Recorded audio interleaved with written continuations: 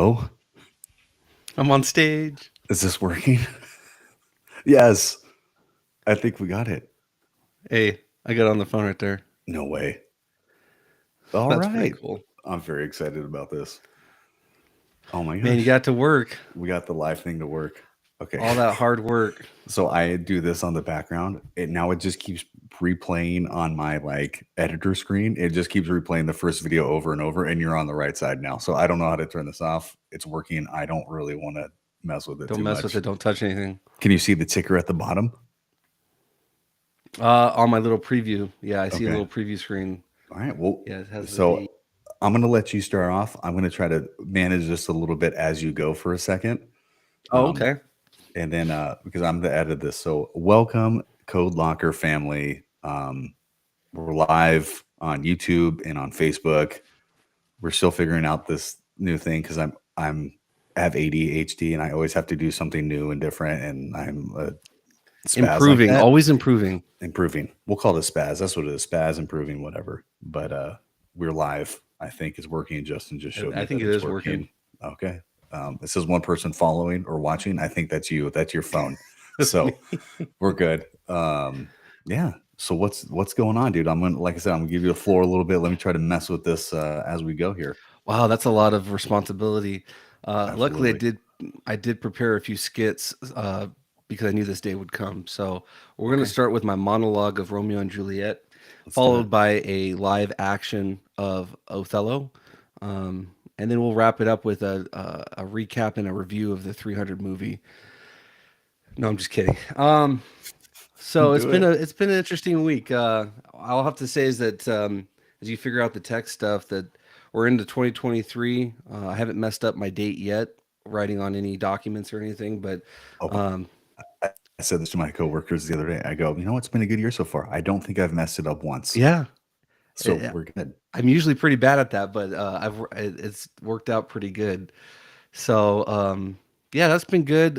Everything's starting to finally slow down. I feel like as soon as we got back from the holidays, everybody was on break, vacation, and just we all got hit with cases, complaints, projects. So my team and I feel like it's finally kind of slowing down a little bit. So Okay. this week it was slow at work. It was quiet. We had a few people out on vacation. I got so much done, including I drafted a new ordinance that we're going to be taking to council to address mechanics and auto repair businesses. We've been having a few issues, so I spent some time drafting a new title or chapter for a title in our code. So fun stuff. But this week has all been about catch up.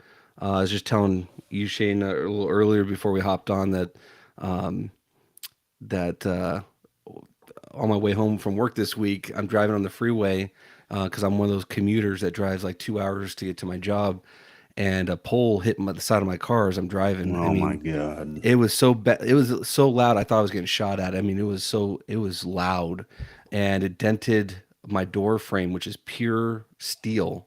It dented it.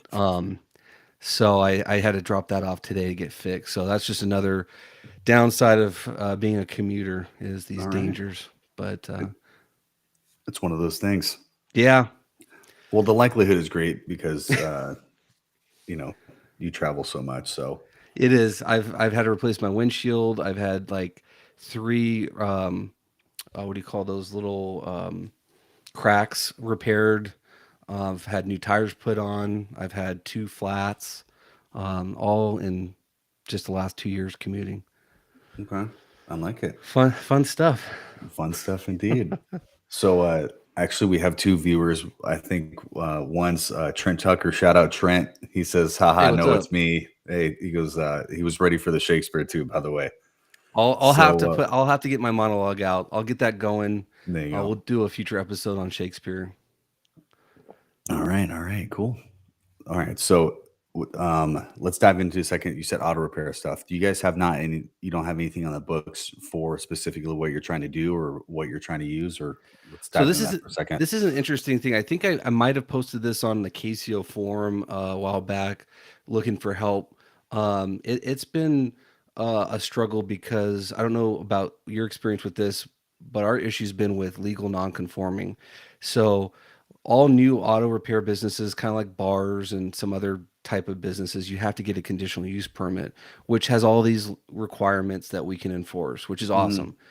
But we always run into these issues where you get these legal non-conforming businesses that have been open since like the 70s, and they really didn't have any laws on the books back then. Yep. So we're getting complaints, council's watching it, and it's like, okay, how do we address these 50-year-old businesses that don't have CUPs? So we've been talking to our city attorney. I've been looking at other cities for examples.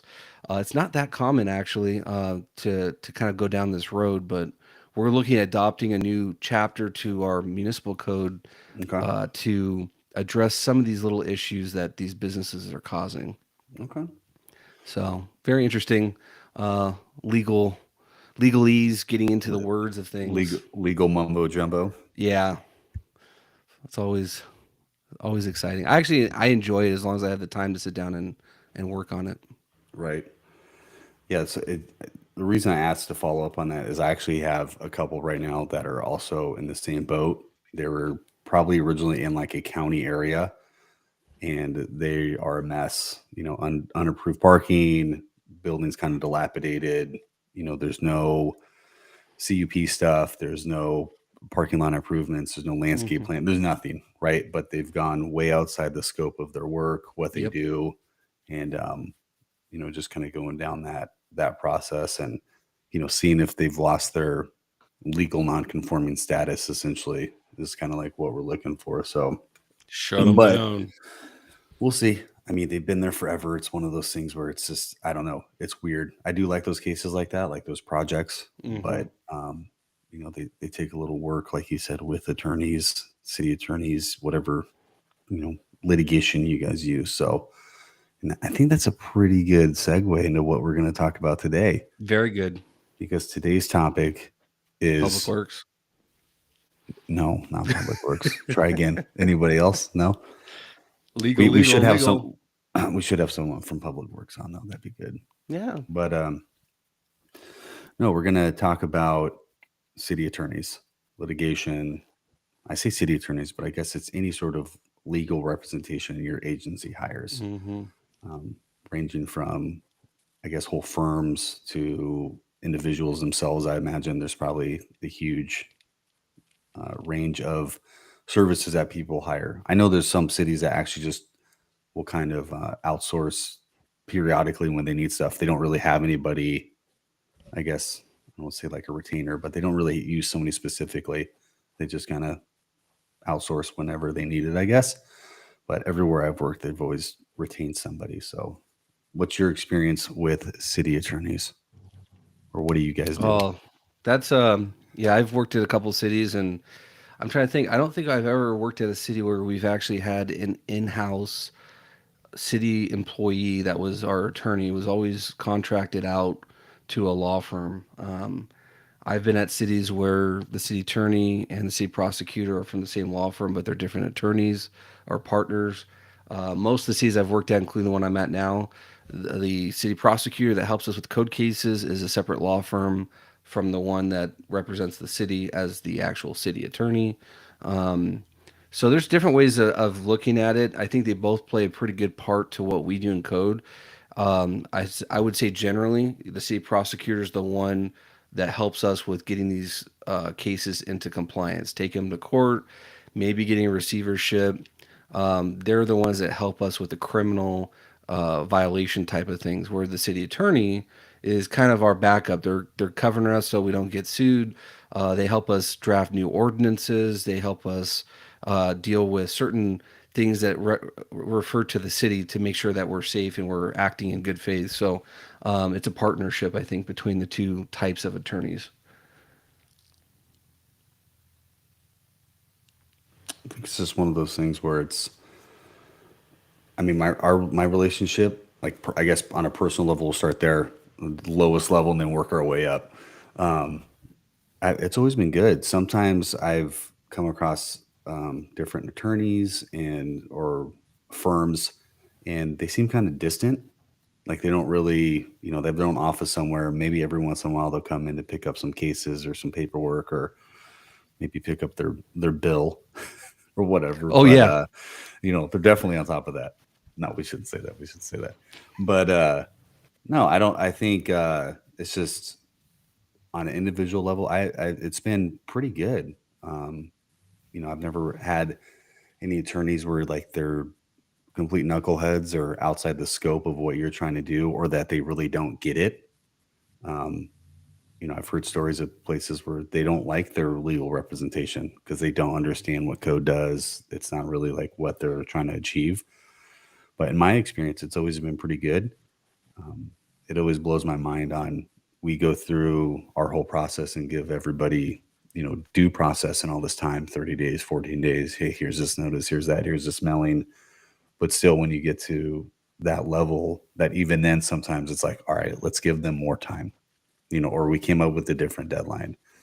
So I don't know. I feel like when it gets to that level, you're kind of, I don't say putting the screws down on these problem properties, but I try to explain to people it's a pretty serious thing to have your case go to litigation or go to court. Like you didn't want to pay your $200 ticket now. Just wait until you get a letter for $1,200 just to say, hey, knock it off, knucklehead. I mean, Especially that's when just, if you get the cost recovery in the court, yep. then they lose the case, and now they're paying for we could actually go after our fees, staff time, things like that. So thousands of dollars versus a $200 ticket. Yeah. I don't know. I try to like, especially some of these, you brought up the auto repair one. I try to articulate to people like, hey, this is not, you do not want this. Like you do not want us to go uh, to litigation. You think it's bad now, just wait. Like you Hmm. just please. I try to, I try to tell people, please do not let it get to that point. And but sometimes they do. But I mean, have you had it? Okay, well, have you had any bad experiences? I guess or Yeah, I negative, mean, we'll call it. I wouldn't call it drastically horrible, but I have seen a difference in the attorneys that I've worked with, the law firms. There's ones that I totally support, and they've been great to work with where they're accessible. I mean, I had in my last city a great city prosecutor that I worked with that we had each other's cell phone number. So we'd text, we'd call. And basically, if I was out at a weird case or weird situation and I needed legal advice like almost immediately, I could call him up and he'd answer. And I'd be like, hey, this is what I got going on. What do you think I can do? And he would walk through ideas, he'd walk through what options. And that meant a lot. And he wouldn't nickel and dime. We talk about how funny it is with attorneys, focusing on their bills. There was times that he'd take my phone call. Maybe we only talked 5, 10 minutes, and that stuff wouldn't even end up on the bill. It was just part of him helping us out. Whereas I've been working with law firms that it seems like they spend more time preparing their invoice than they do actually giving me advice. So like I'd actually get like emails like just following up on invoices and stuff when I'm like still waiting on a follow up on a case. Like, hey, what's our next step? Right. So for me, a good attorney for that I look for is one that is black and white, can not confuse me with all these legalese and just basically say, hey, Justin, okay, this is your case. This is what I think we can do. We can take them to court. We can set a probation. We can charge them this. We can do this. And they can walk that through with you, give you advice. They understand the code, the law. But it's the ones that start to throw in all these legal terms and say, well, it might, be appealed. We might have to, file this type of document and blah, blah, blah, blah, blah. And so now they're walking you through this like confusion. And to me, that's not very respectful. And I don't think it really helps anybody out when your attorney who's supposed to be your teammate is going on off on some legal rambling. And I'm at the end of the conversation, I'm like, wait, what are we doing next? Right. I don't even know what you said. Right. So that's what I look for. I just look for those attorneys that are down to earth, they're reachable, and they'll speak normal English with you and just kind of walk you through what you need to do. I think that you hit on a couple things there. One is the plain English thing. Like I get in your affidavits and your exhibits and the warrant and all the stuff that you have to do. You have to Hmm. put this legal terminology, we'll call it. Because, hey, if anybody knows me, by no means do I know like the intricacies of certain words. I'm like, I don't even know what that means. Like, why do we use words like that? Like, let's just talk normal. But yes, you need to be able to be down to earth, and also, like you said, like the jargon, we'll call it, like speak in normal terms. Like, let's have a conversation. Just be, you come into our conference room at the city or county or whatever, like let's just have a normal talk. It's not, you're not talking to a judge. You're not trying to do this. Like, let's come up with a plan here. Um, and maybe it's a good opportunity also to have, for the attorney to ask questions about Hmm. some of your lingo and what's going on. So it just, maybe, they don't understand. I think that's one thing that it's frustrating, is because it's a lot of it is through email, and so It you is. you you lose a lot of what you're trying to say. You're like copy and pasting whole notices. You're like scanning whole case files. You're taking excerpts out of out of whatever, and you're like trying to articulate this, and they're like, "Well, what does that mean? Well, what's this part of the code say?" It's like, come on, like, what are we doing here? Like, you're the Well, professional. What do you want? Like, I don't know. yeah, and I've seen that with the communication. Like our current attorney that my team uses, very sharp dude, very knowledgeable about the laws, and very cautious about the city. He really thinks through liability to the city. We had a case recently with right before the big rainstorms of Christmas time, with a fallen tree on a hillside from that was on one neighbor's property, but it kind of fell and kind of went over the property line. And so the neighbor down below was worried that it was going to roll down. So they wanted the city to abate it. And we already had a code case on the guy with the tree, but he's a little 5150 as we call it. So Just a it was little. he wouldn't work with us to get this tree abated. So the fire chief is there. We're all talking about, okay, do we go get a warrant to go pull this tree off? And our prosecutor is talking about the liability to the city, Okay. and he's dealt with cases like this because we're along the mountainside, so our city has a lot of homes on the hills and things like that. And he's seen lawsuits where if the city goes in and cuts up that tree and removes it, and bills the guilty party, Hmm. 5 years from now, 10 years from now, if something happens at hillside and it slides down onto that neighbor or something, they could technically always go back and sue us and say, well, the city was up there cutting down a tree and that loosened the soil or whatever. Will it Right. stand up in court? We don't know, but that's what he's thinking about, is like there are liability concerns that we have to think about when we go and take action on a property. Of So of course.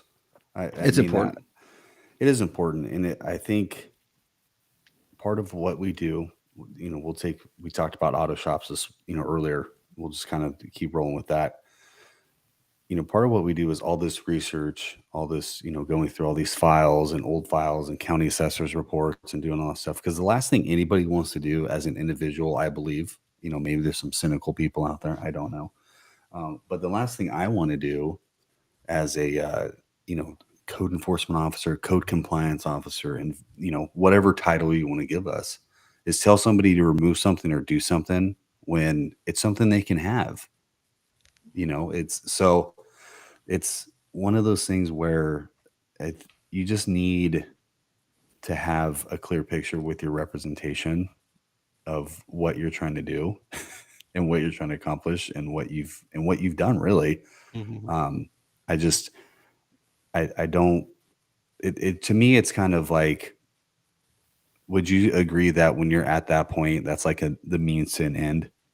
Like, if you've already Yeah. gone through your whole process and you're at, court or your city attorney, like, that's it. Like, the jig's kind of up. You've ran your course, so to speak. Would you agree with that? I Oh mean, yeah. all that stuff should have happened. Yeah. It's your finish line. I mean, that's why it's the end game, is there's really nothing beyond that. Once you get to court, it has to be solved in the court, whether it's a lawsuit or a criminal case.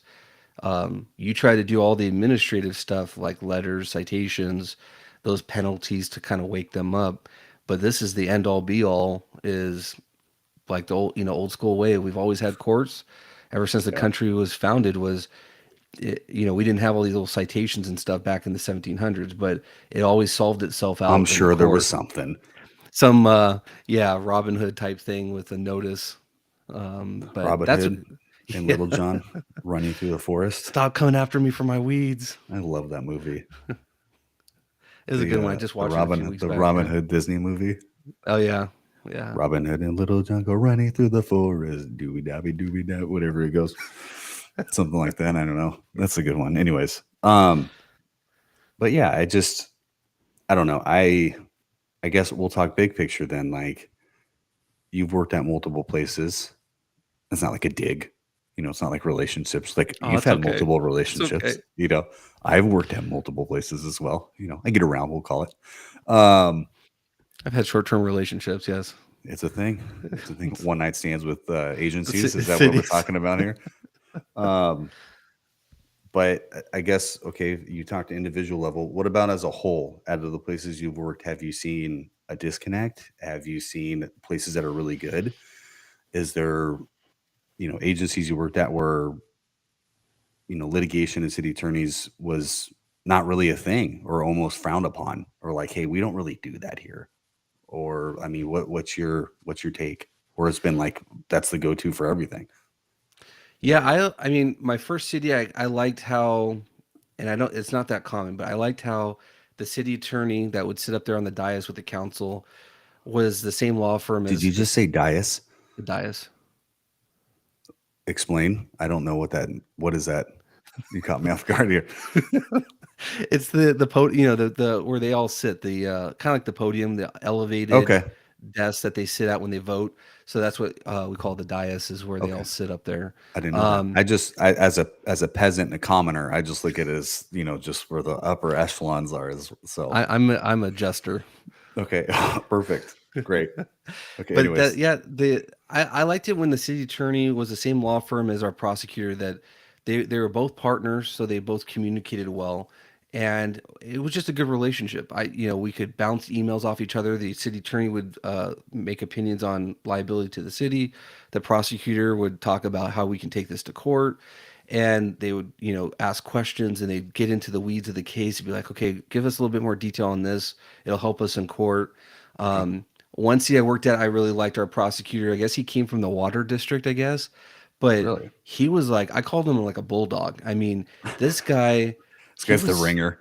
oh, he meant, he meant business. That when we got past the citations, then the next step typically that I'm used to is a city attorney sends a letter with their letterhead saying, we represent the city. We're about to file, a court case for criminal prosecution, yada yada yada. This is your final warning before we go to court. And what he did would he set up a conference at City Hall. So he'd send this letter. Okay. You have to be here at a certain time, and we're going to discuss your case. I would say 10 out of times that they would actually show up, but he'd walk in there like with his game face, like bad cop, bad cop. And he'd walk in, and sometimes, looking at how long this case has been going on or how they just don't care, he'd like come in, kind of like throw down the case packet that he's gonna file in court, just throw that down the desk, walk in, say, okay, you see this packet right here? All I got to do is just drop this off at the Superior Court. We're You ready to see this right go. here? You Yeah, you see see this? this right here? And I ain't it's messing like, around, oh my, guy. You see oh, this? it was like Or gal. I guess I shouldn't say. he caught me off guard. I'm like, whoa, like I'm scared, and I work for the city. Like, all But heavy-handed. he did. I mean, it actually did work. I mean, he started off strong like that, and then we'd work into a conversation where they say, okay, we don't want that to happen. How can we work together? And so we tell them, okay, this is your final deadline, and they'd actually come into compliance. I think the whole skit really worked. I actually Okay. thought it was valuable, but I can see some politicians and folks thinking, well, that's a little aggressive to our residents. But at that point, like you mentioned earlier, we've tried the letters, we've tried the citations, so we're already at the last ditch effort to get these people to wake up. Yeah. So I actually thought it was very effective the way he handled that. Um, so I like that too. I think for me, my current city is a little bit more on the civil side. They haven't prosecuted anybody in like a decade. I'm trying to convince them. The city manager is very open to it. He likes my Okay. ideas about criminal prosecution, but for like a decade, they really didn't want to go that route. So it was like they would spend years trying to get somebody to comply with letters, letters, letters, letters, and Yeah. waste all this time. And it's like at some point we got to take this to court because there's nothing else to do. So that's kind of my experience seeing the different cities Yeah. handling. Some are really bulldogs, and some are like very A passive little about more it. passive. That's it. Yeah. I see we're on the same wavelength. Pass it. That's a good way. I sent What, that over to you. I'm trying to think. Why can you send over? What did you say? Diocese or The something? dice. What the dice? Whatever. Why you can't send that over? Um. Yeah. My own opinion is yes. If your process is, say, it's like we'll just lay it out, maybe 2 NOVs, 3 admin sites, and then that's it. So I think yeah. So if you issue, say your first NOV 30 days later, whatever, 14 days, final NOV, then you're at 3 admin sites, Hmm. and then that's it. And then like, hey, my admin site only has 3 spots on it, first, Hmm. second, and third. I just don't think we should be issuing 15 citations on a property because it goes on the tax roll or does this or does like, but that doesn't help the neighbor that still has to look at this car. Yeah. You know what I mean? They still are just looking at this car or this hideous unpermitted addition or whatever. Um, so I just think, yeah, like whatever your process is, you should be using your um, city litigation or your county's litigation or whatever team you use to move forward. Send them a nasty letter. Have your attorney do. That's what they do. Like, hey, we're done here. Can you send them a letter that says you need to comply or else, essentially, and then just go from there. I Well, and don't, also I don't think you have to be a bulldog, but it's kind of both. I guess it it's a just tool. depends. It's a tool. Absolutely. Well, it's the same thing with like the warrants. It's not just, hey, let's take them to court, prosecute them, bill them for our time, and put them on 2 years probation. It's And then also that's getting it. it. Yeah. You can do a receivership. You can do warrants, like the tree case. We could you go with the city prosecutor, go meet with the judge, get a warrant to cut down this hazardous tree, and then bill the property owner for the cost of the labor. But there's legal remedies, and I think that's what we're trying to get at is once you've exhausted the letters and the citations and these people just don't wake up, they're just not willing to show progress. That's what this tool is there for, is the legal Yes. process. Yeah. So it is valuable. I don't want people to shy away from it. It's not anything to take lightly, but it is such a critical part of our enforcement toolbox. Yeah. And once again about documentation and stuff like that. Oh, Once you feel like you got to that point, just document, everything, put your whole little packet together. Hey, I'm guilty of that sometimes. It's you drive by a property and you make a mental note, and you're like, well, I didn't take any pictures, yep. or whatever. So it's there's always things that we could be working on or doing to help our own cases and stuff like that. So documentation is important. It's not just good enough to write it on a piece of paper and be like, what's the big thing that we do? Oh, we'll monitor it or we'll follow up. And we get so used to Hmm. doing these cases, or we know this is going to be a longer case. You drive by, you check on it, and you're just like, okay, well, they didn't really do what I asked them to do. And then you kind of just space out. Like it's almost like your normal thing. I was guilty of that too when I first started, was that mentality that, oh, this is a petty little thing like weeds or like Yep. just one trash can. And it's like, oh, I'll write a simple letter. The thing that you learn as you get experience in the years that you do it, like you mentioned, is that you get burned and you might think, oh, that's just a Right. simple little case, but then they fight you on it, and now you have to go to court. And then your city prosecutor's looking at the case. It's like, well, where's the photo? Where's your case notes? Right. Well, it was so minor. I just sent out a letter. It wasn't a big deal. Yeah. Well, so you start to learn that. So that's why I always Yeah. tell brand new code officers is treat every case 100% the same as if you're going to have to take this to court, Yeah. whether it's little weeds or it's a full-blown substandard property. Treat every case the same. It might close sooner than later, which is awesome, but I learned that the hard way is, don't try to, cheat your time and be quick about it. Yeah. Yeah. Out of 10 cases, 8 of them, you'd be fine. Right. I Yep. mean, it's like, I worked with the owner or I met them at the property. No big deal. We can, I give them 2 extra weeks, blah, blah, blah, blah, blah. But, those two where it's, man, they really didn't comply to any notices or Hmm. they didn't really do anything. And you're like, damn, my photos are 4 months old. Crap.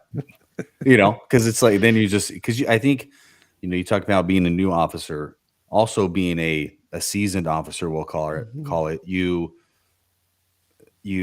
I don't want to say complacent, but you just kind of like, all right, like I know where this case is going to go. I'll take the photo, I'll do what I need to do. But you kind of almost, like you said, sell it short a little bit because you're not concerned when you probably should just be efficient as possible 100% of the time.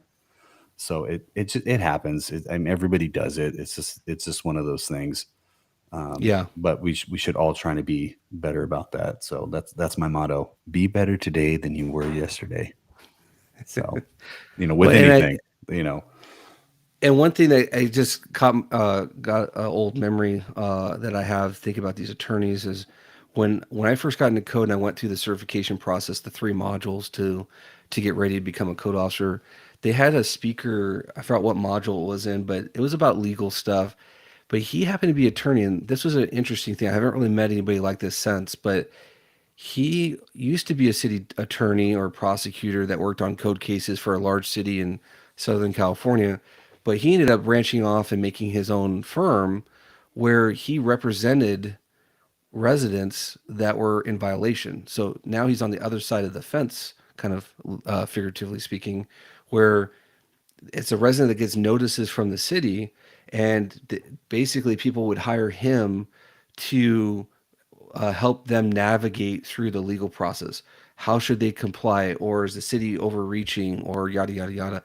So it was interesting to have him speak. I mean, he was very dry. It wasn't the best class that I attended, but it was an interesting concept to hear from a guy like that. That he was on the government side, and now he's got a mm, law firm that specializes specifically on representing the people that get the violation letters from us. And he kind of sold it to us as a class as not that he's against us, but that he realized that there are people do need this legal help, and that's where true. he's found his little in on that. So that was an Yeah, interesting concept. I love it. That's good. I mean, Yeah. there needs to be people like that. Like, once again, I'll bring it up. Like, we do this job, but we're people too. Hmm. And I'll be, sometimes people do get wronged by agencies and government in general. It's a thing. It absolutely is a thing that the documentation maybe is messed up or somebody misinterpreted. This happens probably more. Somebody misinterpreted something like a zoning code, development code, municipal code. Maybe it was applied in the wrong manner. That probably is more likely. But I mean, good for that guy. I mean, yeah, it's interesting to see someone go from representing cities to now representing owners. But Right. I mean, that's kind of what makes everything evolve and develop and makes people better, makes cities better, makes agencies better. It makes, owners more aware of what's going on. It just everything. I mean, you're going to have stuff like that. Hmm. It's definitely a thing. I know there's, um, conversations before with people and, involve like, hey, what if you could come up with a group that, helps represent owners and not like a protest group or fighting against the Right. city, but like, no, like a firm or an agency or a foundation or something that's like, um, that kind of walks people through the process. That's not from a government agency. You someone you need to re-roof their house, or they have this addition and it's not permitted, or they have this whole thing, and some people just legitimately don't know where to go or Hmm. don't know where to start. Maybe you have an agency with code enforcement experience or a foundation or something, and you're like, hey, well, I can help these citizens out, like walk them through this process so they don't, they understand what's going on. They're, not led astray, because we all know there are some people in our agencies that are just there to clock in and clock out. Oh yeah. They don't want to provide additional customer service. They don't want to explain stuff. They don't want to assist people or walk them through whichever direction. So people do get, um, I don't want to say threatened, but they kind of feel like they're left without a choice, Hmm. or bamboozled, or they don't know, the letter, and they take this letter to City Hall.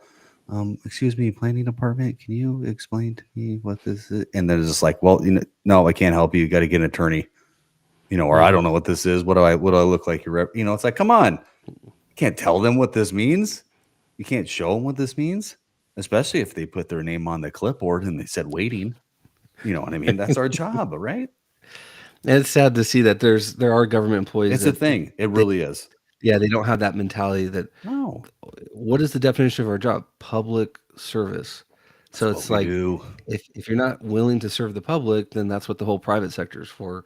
So Right. it's just crazy that code Are you saying officers private sector doesn't they serve have the less standards. I'm gonna put it that way. They have less standards. It's different? all about the buck. I wouldn't say less, different. Very different. Very different. Less different. Well, I feel like they're less accountable when it's not the taxpayers that can go to city council and go after, your job because at the end of Right. the day, They have their own um, boards. They have their own like investment group. Yeah. So you're like appeasing a different set of people. I get that. exactly. Yeah. Yeah. I get that. But That's yeah, I my think word, appease, apparently. Not please diocese or define. whatever you see. You want me to uh define it? I'll do it. No, no. You don't see, you're trying to be funny and you called me out on this because this isn't my define it. thing always. Define it. Appease means to like make somebody happy, Mhm. to do it for their benefit. It's like you're like just because like do it just to make them feel better. It's like, oh, I'll appease you at this point. Is that correct? Well Is that said. right? Well said. You're a son of a Spot on. something. I don't know what you are. Thank you. I appreciate it. We're gonna do a spelling bee after this, so you and I can go head to head. Can I spell I mean, I'll listen. cat? I did the See? side note. I did the strength thing, Oh, you the did? the strengths, and I got my whole 32. Shout out to Breaking the Chain Consulting and Jim Mule. I did that, and it's funny because one of my bottom strengths, like out of my traits, at towards the bottom, is competitiveness or Mm, competition, and it's because I love sports. I love competing. I don't like losing. My problem is I don't like the part of all the other stuff that leads into it. Like, I'm better than you. Let me just prove mhm. this to be better than you. You know what I mean? I don't like that part. I'm not engaged in that. I could give two craps Humility. less. Correct. I rather Mm. just go out there and just, Be yourself. dunk on you and then be like, and then Bam. just kind of just shrug my shoulders like, yeah, well, I don't know what to tell you, you know. Well, that's very humble of So you. so it's interesting, yeah. So Very humble. I will do the spelling bee, but I will tell you right now that it's You're nothing gonna kick I've my ass. I know it. stop it. Why do you do that? I'm gonna. I suck at that stuff. I'm Thanks. I'm more of a what do they call that?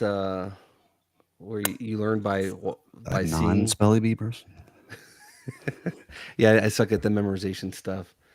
But yeah, the with the attorneys, I I think think visual learner. Is that what you're saying? that I'm more visual, very much. I'm Okay. visually learning right now. Not auditory. See, you know more than I do. I'm Stop it. learning. I'm learning. Well, I had to. Um, I struggled through school. I had to figure out what's wrong with me, man. It's like just like doctors and everybody's oh trying to figure out what God. your deal is. It's a thing, Oh, dude. Come on. We're around the same age. It's like, oh, this kid can't focus. Here's some Ritalin. Okay, thanks. oh Sweet. man, Yeah. So poor I'm glad kids. we're trying to moving away from those days now Yeah. with this newer generations. We're learning a little more. So All it's good. times have changed. Oh God, dude. Anyways, One thing I wanted to point out is like here in California, you and I know is there's some different law firms out there. There's some that specialize in receiverships. Um, I've gone yes. to classes by them. I've seen some of the things that they can do, and shout out to California Receivers and Griswold. Red, he does classes for Casio about the power of receiverships.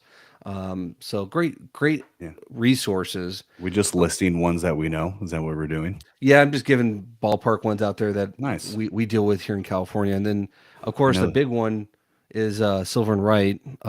Silver They Rice huge. they're huge in California, Yeah. BB and and they K. I and don't know they if you work with them or specialize. not. Yeah, these attorneys they specialize, and I think it's very smart because they become experts at that one item. They're not just very Yes. broad attorneys. So what Silver and Wright has done is throughout the state is they've been focused on providing those code services as city attorneys and prosecutors that they represent different cities. Their law firm looks at, okay, how do we remedy this, how do we work with code to get these resolved. So they specialized in code stuff. I've heard Matt talk about going on inspections and different type of sweeps or whatever, whether it's for gambling places or illicit type of businesses. And that's what you kind of want. When we started this conversation, we talked about what do we look for in attorneys. You don't want somebody that's just worried about the invoice that they're sending you. You Nah. want them to be accessible. You want them to be a team player and want to get their boots on the ground and see what you're talking about so that you can get that resolution. So, Yeah. just we've seen some pretty decent law firms here in California that really specialize in this kind of stuff. Yeah.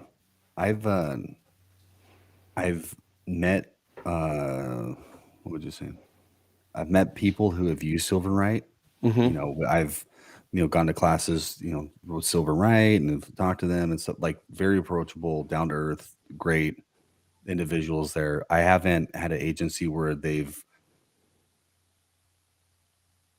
recruited the services, but I've used BB&K. They're good, and I know Bay Area Receivers Group, receivership group. They work, Northern California, but all they do is receiverships. Yep. And I know I've taken a class through Casio at the seminar regarding receiverships because that's another tool that is used, and sometimes it's underutilized by agencies, I think, too. So there's a lot of good ones out there. Hmm. It's just I bet those are only the ones we know because maybe those are the good ones. Maybe we don't hear about the bad ones. I don't know. Sure. I'm sure there's some agency somewhere that has a law firm that nobody knows about that's also really good, or they're not. I don't pretend to know about what the agreements are on payment and how that works and contracts and stuff like that, and on retaining legal services from a firm. Hmm. But I don't imagine it's cheap. But you probably get what you pay for in that field. I would imagine that That that I that agree. that's just me, big brain, not like Mhm. just thinking globally. You're Kind of thing. so right. It's you get what you pay for, just like with anything that. I feel like they're very competitive with each other. Their price point, everything that they offer, but at the end of the day, if you're getting a really good service with a lot of recommendations, to spend an extra, say, $20-$50 an hour compared to the other competitor, that goes a long Might be ways. worth it. It, Absolutely. it is, especially when Yeah. you're talking the legal side of stuff. Yeah. You don't want to go cheap on that. Yeah. And you want to do a little research, I imagine. You don't want to Yeah. hire the services of a firm or anything like that, or your legal representation, and they're really good at doing, I don't know, some sort of criminal litigation, or they specialize in water pollution, and you're Right. like, hey, I got this code enforcement stuff, like that may not be the person for you, just No. saying. Nope. So kind of go back to Oh, what you said about Silver and Wright, and yeah. them specializing in code. I think it's awesome. No, and they hire attorneys that just that's all they do. Yeah. Bread and butter. Yeah. They go to court every day for code cases. Yeah. So So yeah, awesome. important, very important stuff. You got to think about good attorneys, work well with them. It's a two-way street. Help them out with good documentation, ask questions. Don't just take their word for it. I like to, ask, well, what's the next step? What's the process? Because it also helps with billing. When you have to report to a director or city manager about why is this bill so high, you can kind of back that up with, well, they appealed it, we had to do this, blah blah blah blah blah. So Yeah. make sure you actually do ask questions. You're supposed to be a friendship. Yeah. A Yeah, friendship, partnership, all those good partnership. things. We're So in this together. we're holding hands, hearts. Valentine's Day is coming up. Did you get me anything? It's in the mail. Right. I'm gonna try to. I'm gonna try to add I'm some. thinking of something. Yeah, yeah, I figured. I'm gonna, I'm gonna try to add some. You hear that? Yeah, I hear that. It's nice. Okay. Look at that.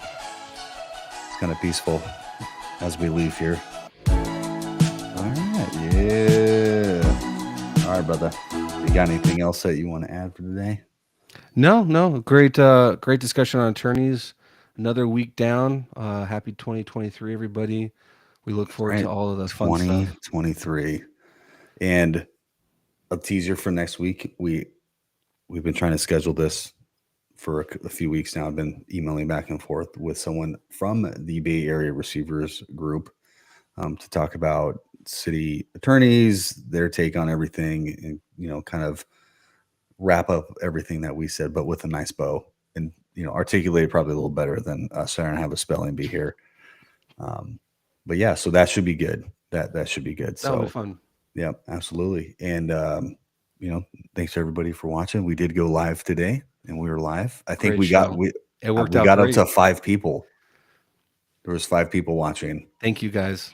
Yeah, thank you. And like usual, it will be Mom, I love recorded you. and uploaded. Love you, Mom. Mom, I love you. Thanks, coworkers. Thanks, cool. Love you all. So no, man, it's been good. All right, Great episode. Let's do the thing. Till next time. Till next time. All right.